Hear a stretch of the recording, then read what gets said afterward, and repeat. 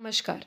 आपको हर दिन पावन श्रृंखला की जानकारी नियमित व सबसे पहले मिलती रहे, इसके लिए कृपया आप हमारे चैनल को सब्सक्राइब कर बेल आइकन अवश्य दबाएं। हर दिन पावन श्रृंखला की आज 23 जनवरी की कड़ी में हम याद कर रहे हैं नेताजी सुभाष चंद्र बोस को। स्वतंत्रता आंदोलन के दिनों में जिनकी एक पुकार पर हजारों महिलाओं ने अपने कीमती गहने अर्पित कर दिए, जिनके आह्वान पर हजारों युवक और युवतियां आजाद हिंद फौज में भर्ती हो गए, उन नेताजी सुभाष चंद्र बोस का जन्म उड़ीसा की राजधानी कटक के एक मध्यम वर्गीय परिवार में 23 जनवरी 1897 को हुआ था। सुभाष के अंग्रेज भक्त पिता राय बहादुर जानकी नाथ चाहते थे कि वह अंग्रेजी आचार विचार और शिक्षा को अपनाए, विदेश में जाकर पढ़ें तथा ICS बनकर अपने कुल का नाम रोशन करें।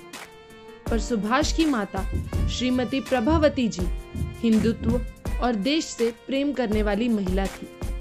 वे उन्हें 1857 के संग्राम तथा विवेकानंद जैसे महापुरुषों की कहानियां सुनाती थी।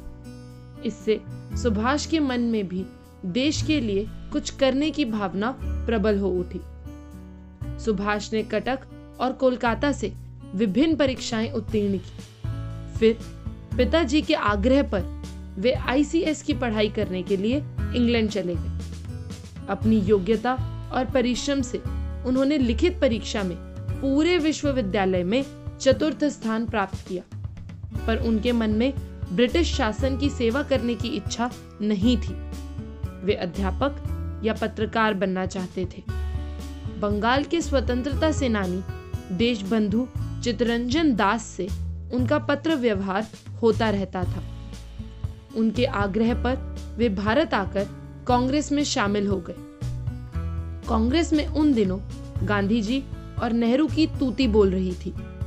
उनके निर्देश पर सुभाष बाबू ने अनेक आंदोलनों में भाग लिया और 12 बार जेल यात्रा की। 1938 में गुजरात के हरिपुरा में हुए राष्ट्रीय अधिवेशन में वे कांग्रेस के अध्यक्ष बनाए गए, पर फिर उनके गांधी जी से कुछ मतभेद हो गए। गांधी जी चाहते थे कि प्रेम और अहिंसा से आजादी का आंदोलन चलाया जाए, पर सुभाष बाबू उग्र साधनों को अपनाना चाहते थे। कांग्रेस के अधिकांश लोग सुभाष बाबू का समर्थन करते थे।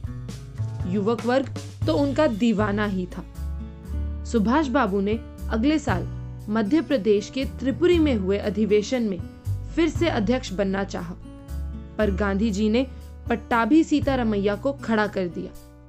सुभाष बाबू बहुत भारी बहुमत से चुनाव जीत गए। इससे गांधी जी के दिल को बहुत चोट लगी। आगे चलकर सुभाष बाबू ने जो भी कार्यक्रम हाथ में लेना चाहा, गांधी जी और नेहरू के गुट में उसमें सहयोग नहीं दिया।